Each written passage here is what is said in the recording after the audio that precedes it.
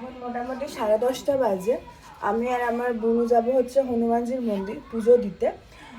হনুমানজির মন্দিরটা হচ্ছে বালুচরের ওখানে আছে। হনুমানজির মন্দিরটা খুব সুন্দর।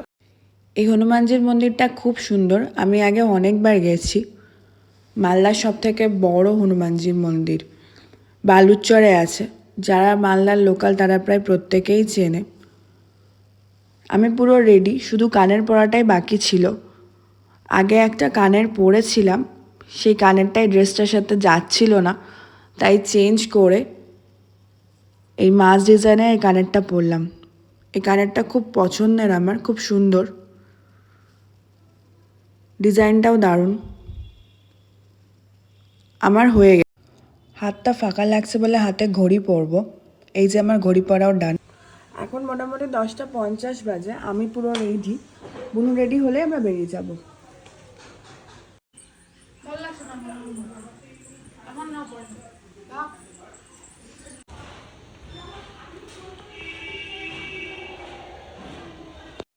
বুনু আর আমি বেরিয়ে গেছি।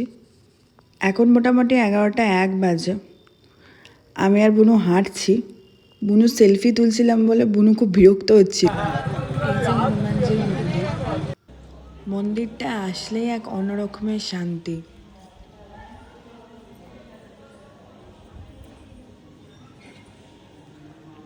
আমরা অঞ্জলি দিলাম, পুজো করলাম। মন্দিরটা খুব সুন্দর। এখানে আসলে অনেক পজিটিভ এনার্জি পাওয়া যায়। আর ঠাকুরের কাছে আসলে সবসময় মন ভালোই থাকে। সব দুঃখ, সব টেনশন, সব প্রবলেম যেন কোথায় চলে যায়। না থালা উঠে ওখানে রেখে আয়।